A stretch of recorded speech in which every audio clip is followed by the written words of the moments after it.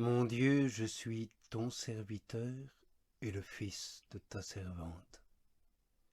C'est toi qui as rompu mes liens, et je t'en dois offrir un sacrifice de louange. Que mon cœur et que ma voix te louent, et que toutes les puissances de mon âme te disent, Seigneur, mon cher amour, qui est semblable à toi? Qu'ils te le disent, et toi, Seigneur, daigne me répondre, s'il te plaît, en disant constamment à mon âme, je suis ton sauveur.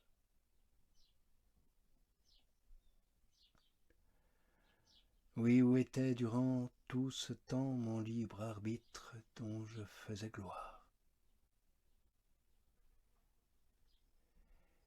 Et de quel endroit secret et caché a-t-il été rappelé en un moment pour faire, ô mon Jésus, qui est mon refuge et mon Rédempteur, que je baisse la tête sous ton joug si aimable, et les épaules sous le fardeau si léger de la loi très douce et très humble de ton cœur.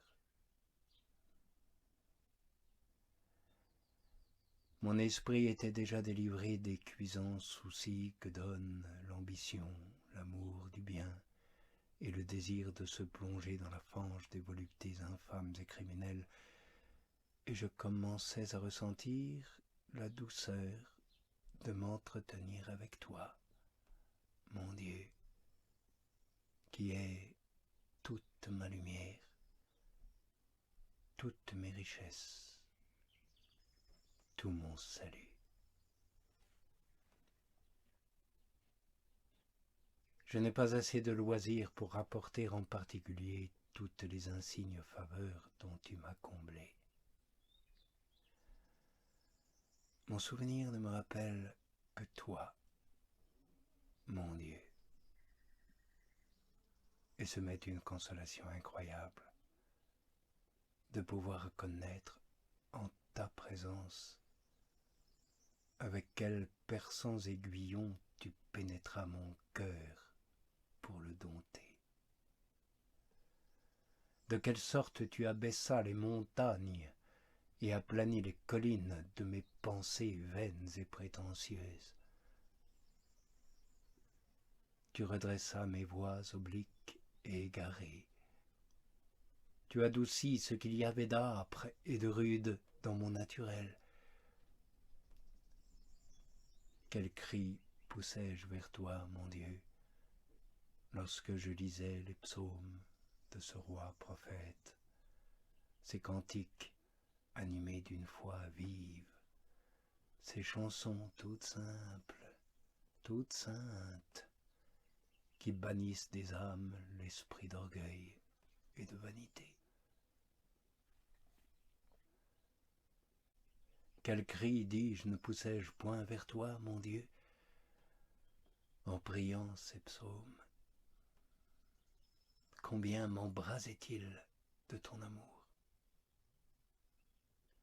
Combien me sentais-je brûlé d'un ardent désir de les chanter s'il m'eût été possible par toute la terre, afin de confondre l'orgueil des hommes qui ignorent les mystères enfermés dans tes saintes écritures, ces écritures qui nous conduisent au sublime mystère de ta divine personne, ô bon Jésus.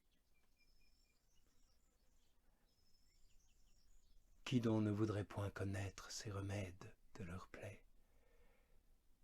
Qui voudrait rejeter avec une fureur de malade et de frénétique l'antidote qui est capable de les guérir de leur pestilence? Je publie en cela tes faveurs et tes bienfaits, et t'en rends grâce, mon Dieu. Toi qui es le créateur de toute réalité, et qui peux si facilement réparer tous nos défauts, toutes nos imperfections. Quel autre ouvrier que toi, Seigneur, est capable de faire de tels chefs-d'œuvre et de si grandes merveilles? L'inquiétude que me donnait le souvenir de ma vie passée s'évanouissait peu à peu. Je ne pouvais me rassasier de la consolation sans pareille que je recevais en considérant quelle est la profondeur de tes voies en ce qui regarde le salut des hommes.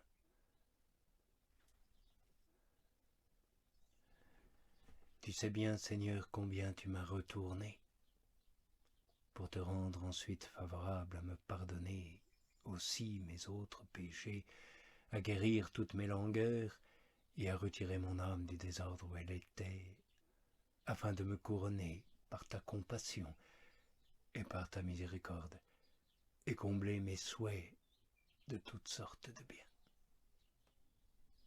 Oui, c'est toi qui as étouffé mon orgueil par la crainte de tes jugements. C'est toi qui m'as soumis avec douceur à ton joug très saint que je porte à cette heure, et qui me semble si léger, comme tu l'as ainsi promis. Et tu as accompli ta promesse. Et en effet, il était léger, lors même que j'appréhendais de m'y soumettre, mais je ne le savais pas.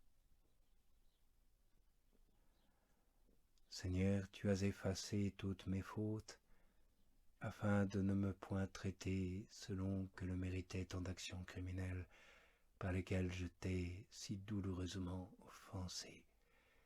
Et tu fus l'origine de toutes mes bonnes œuvres, en me les faisant faire par ta grâce, dont je m'étais rendu si indigne, afin de me traiter selon le bien que tu avais mis en moi, toi dont les mains m'ont créé, parce que tu es avant que je fusse, et que moi je n'étais pas, pour pouvoir recevoir l'être de toi.